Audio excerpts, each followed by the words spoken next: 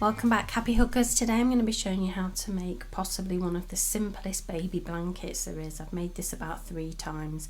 It's such a really nice stitch. You can just absolutely zone out while you're watching TV or listening to some music, and you'll be surprised how quickly it builds.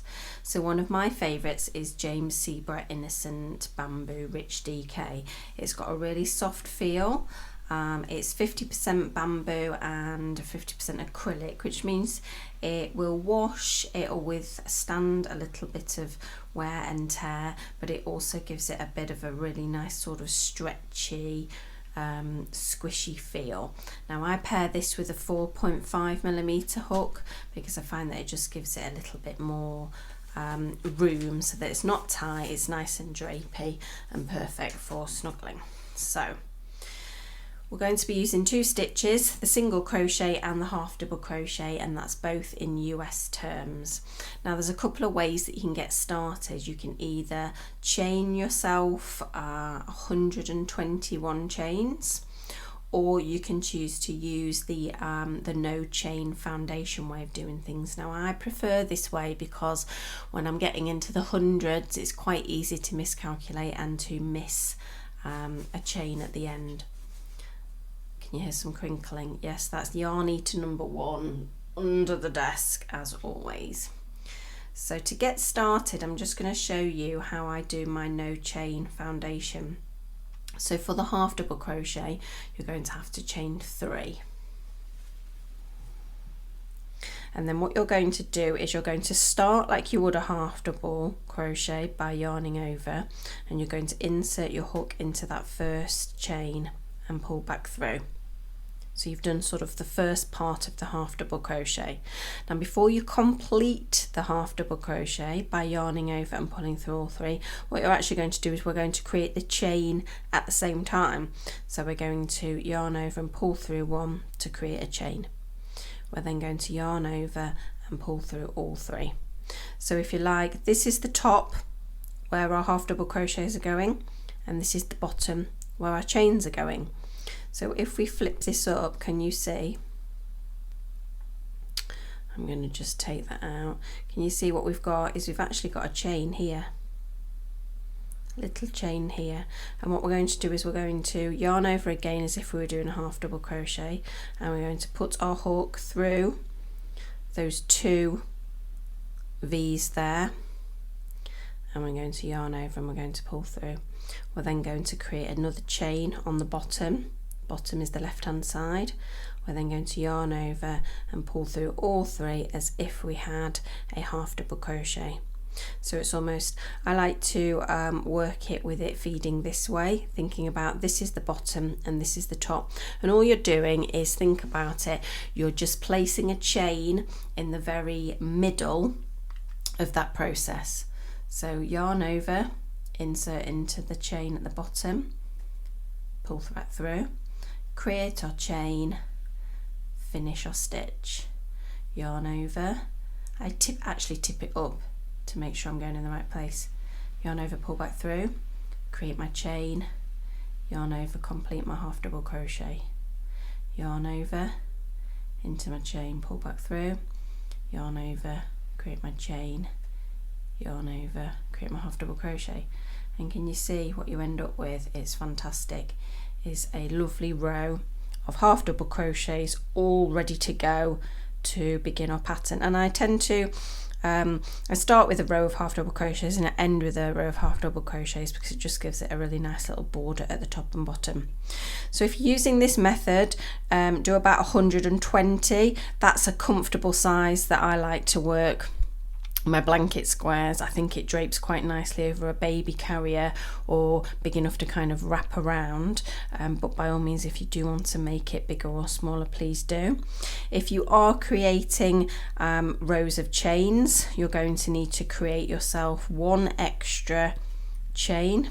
So for this pattern it will be 120, because what you're going to do, if I just chain a couple, 3, 4, 5, 6, 7, 8, 9, 10, 11, is you're going to half double crochet into that second chain from the hook, to get yourself started. So you're going to lose one along the way as you go back along, creating your half double crochets. So there you have it, your first row. So get your row of half double crochet foundations all ready, and I'll pause this video and then I'll meet you back to show you how to work the second row. Okay, so here I have my completed row of half double crochets using my no chain technique. Here we go. Oh, I've actually just pulled the last one out by mistake, so let's just pop that in again. Let me have a sip of tea. Crocheting tea. Always important to have some tea. So the very first stitch, the very last stitch of every round is always going to be a half double crochet in the end one. And the way we're going to turn each round is I only actually do one turning chain for my half double crochets. So one, turn, miss that one, and place a half double crochet into your first stitch. So the pattern goes like this. We skip and we crochet in each alternative stitch along the way. And in each one you're going to place a single and then a half double. You're going to skip and place a single and a half double, like so. You can see, so skipping, single, half double. So if you're unfamiliar with those stitches, you're going to insert, yarn over, pull back through for 2, yarn over, pull through, this time yarning over for your half double, pulling back through 3 loops on the hook, yarn over through all 3, although I've actually just done that in the next stitch, so that's a little bit unfortunate. So skip, so a single is insert for 2, the half double is you're yarning over before you go in, which gives you 3. So skip, single, half double. Grab myself a bit of yarn. I really need to invest in a yarn bowl. I've been saying for videos after video. So just keep going along with your not skipping. Oh, I have skipped. No. So you're skipping, and it's a really nice placing that single before that half double is such a lovely flow. You see how nice it's working. Single, half double, single, half double, single, half double. A lot of people comment how I hold my hook like I use the pencil method rather than the knife method. I tend to find that it's easier, but that's because I've always done it like that. I have tried like this, but I do find it a little bit tricky, and it's actually quite loose, my tension, to do it this way. I know a lot of people wind this around their finger and they kind of do this, but it's far too much movement for me. I prefer this to just move around like this. Obviously you need to be careful that you're not overworking your wrist joint too much, which is why I like to sit up, and then I can feel like I'm kind of moving my whole arm and my shoulder as well at the same time. So continue with your single and your half double all the way along till you get to the end, and then I will show you how to turn around and how to go back along the row. So once you've got to the end of the row, you'll find you've got 1 stitch left. And what you're going to do is you're going to place a half double crochet into that last stitch. You're going to turn and you're going to chain 1. You're then going to place a half double crochet back into that first stitch of the row. So can you see here, it's almost like little blocks, and you've almost got these little gaps in between. Now these little gaps are where you actually placed your single crochet. We turn around and take a look. Single, half double. So the single sort of spreads across these gaps. These are where you're going to place your stitches all the way along. So again, even easier now because you're not having to skip a stitch. Well, you are having to skip a stitch, but you're almost going into what looks like quite a large gap, which makes it a lot easier flow. So single, half double into that gap, single, half double into that gap.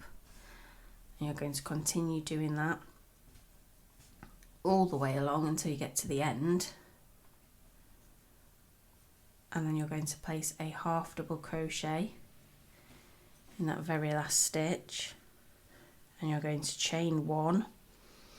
You're then going to place another half double crochet in the first stitch, and then you're going to hop along until you find the first of those gaps where you'd placed your single crochet from the row before, and you're going to place your stitch in it.